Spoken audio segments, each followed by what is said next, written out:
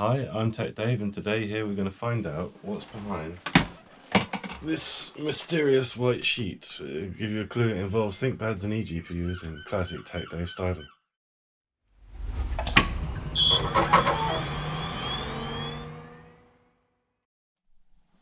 So today's project is basically to take this laptop, which is a very battle-worn and scarred music laptop. That's traditionally what I use it for. And I didn't think it had much gaming potential, other than for just sort of really low-budget indie titles. But I thought I'd give it a new lease of life using a combination of a few components, which we'll list shortly. Before we go through all that, though, as I say, I've already upgraded the RAM to 16 gigabytes. And then other than that, it's pretty much just a stock configuration. It's got a 240 gig SSD there. So let's cue the sexy component rundown.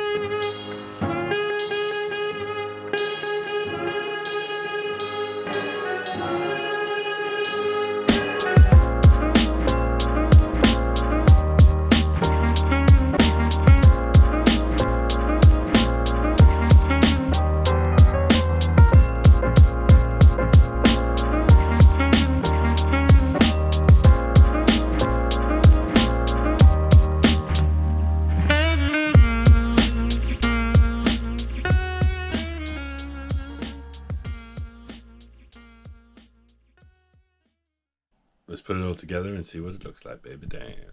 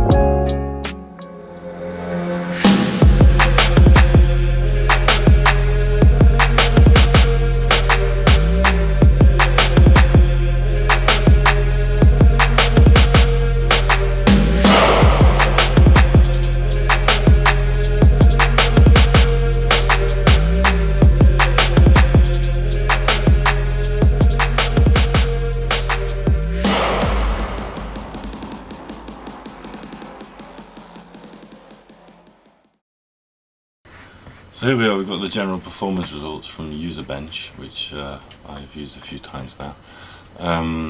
Gaming 23%, workstation 26% is not very good, but as a desktop it's generally quite good.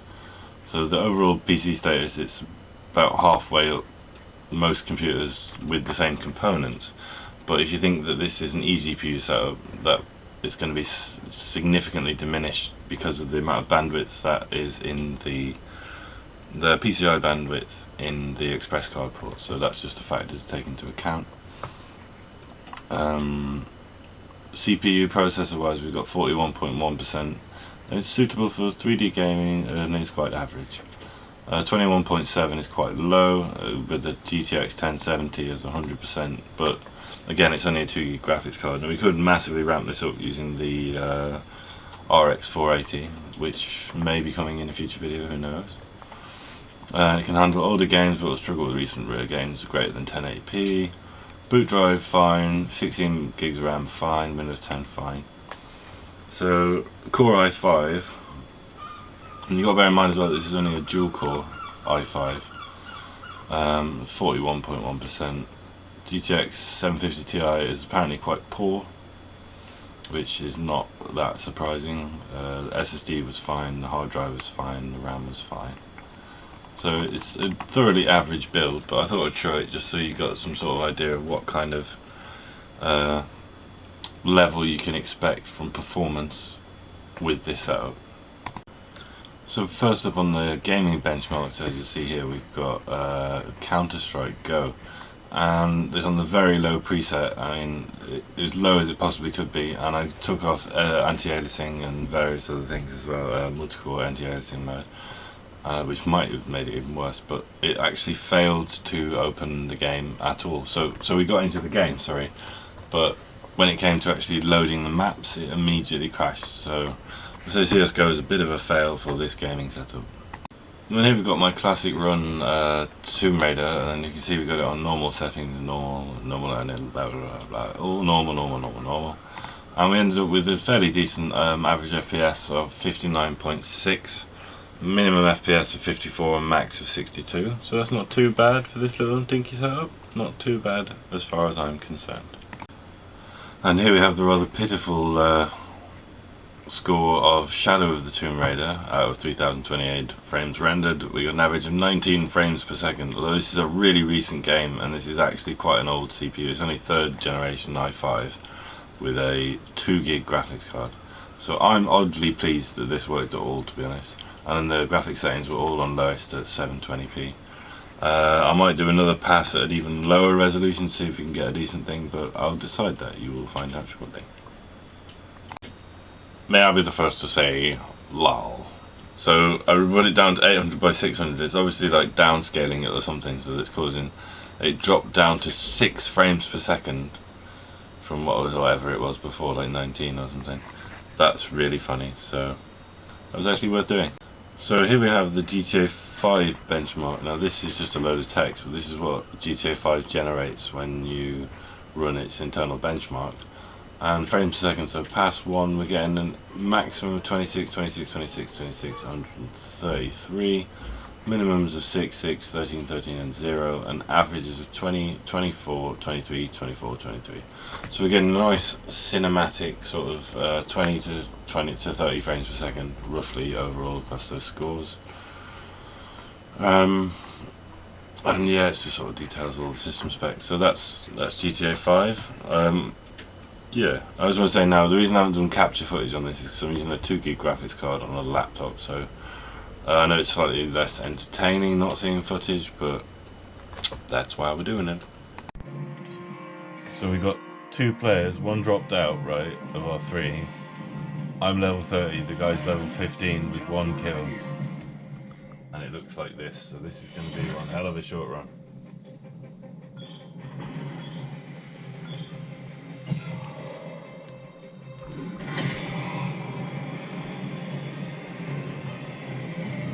Dude's bailed without me as well.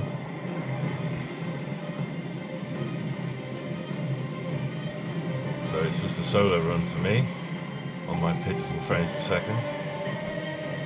But it's alright because I was going to do a suicide run anyway.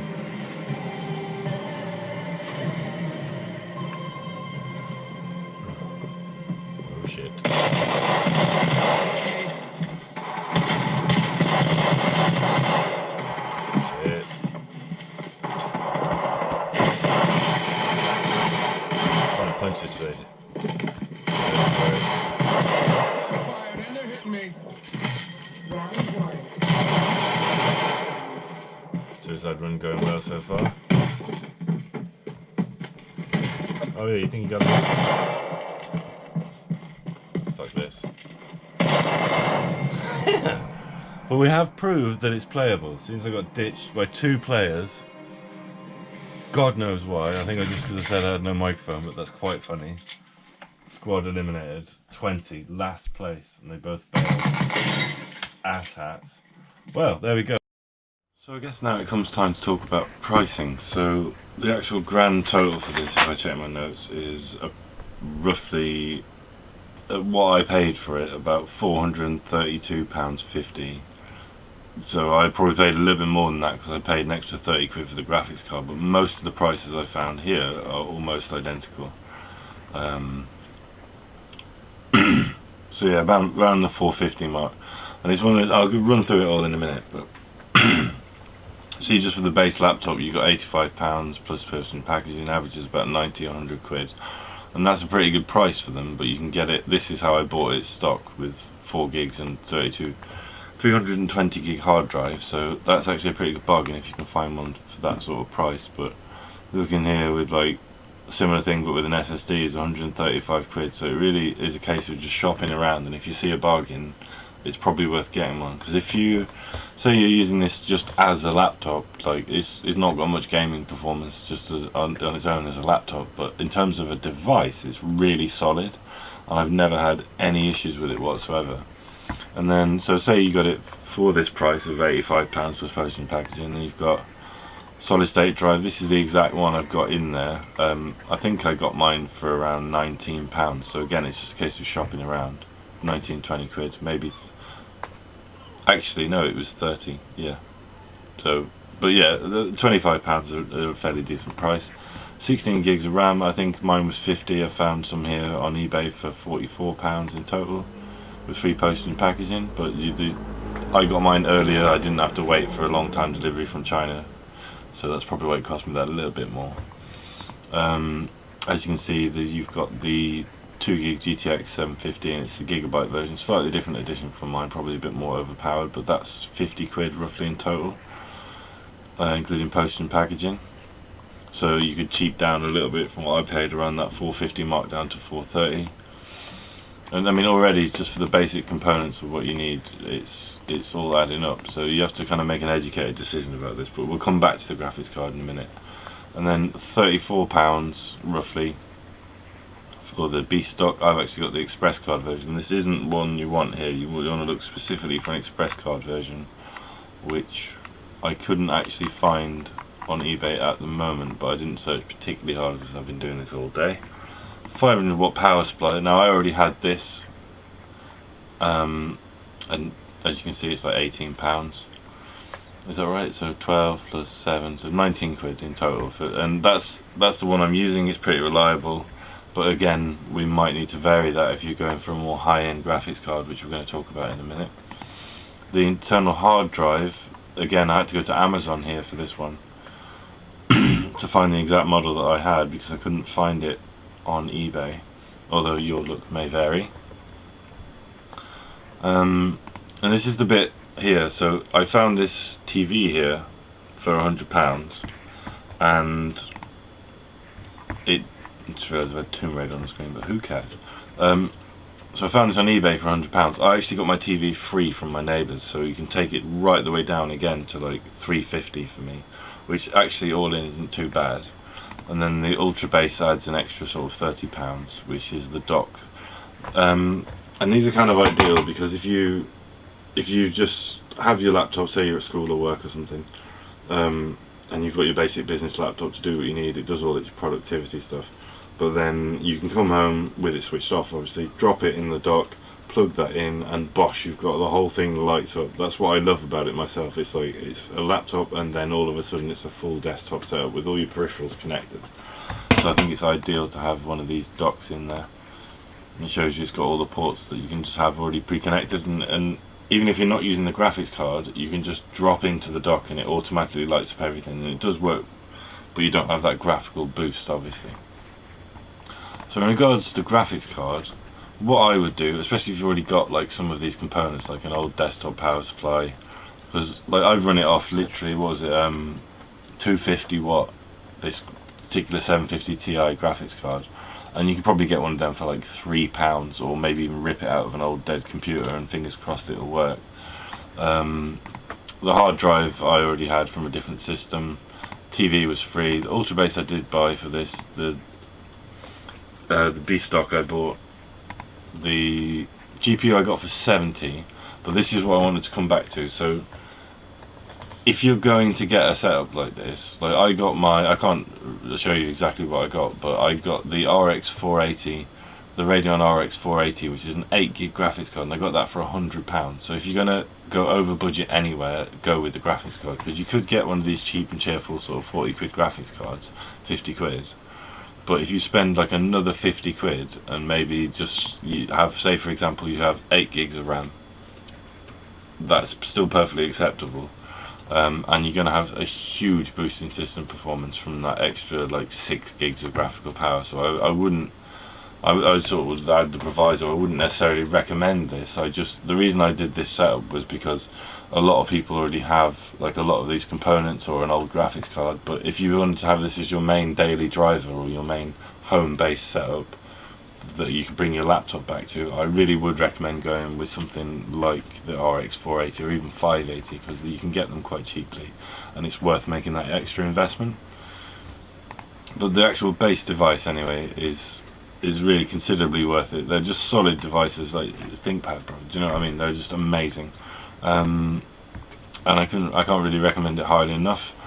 Depending on what your needs are and if you can afford it, if you can find the i7 of this laptop, it's only a 0.3 gigahertz boost, but you actually find that will actually make quite a bit of a difference, because on my previous video I did the T430S, and that's just a bit more stable, bit cleaner graphics, and I did that with the 8GB graphics card. So if you can afford it and you can find one for a reasonable price, try and find the i7 version, i7 variant, and that's pretty much all it is on the pricing. So I all in all I probably spent about 300 quid in total that out of stuff that I didn't already have, and then had I bought it, would be looking about 450.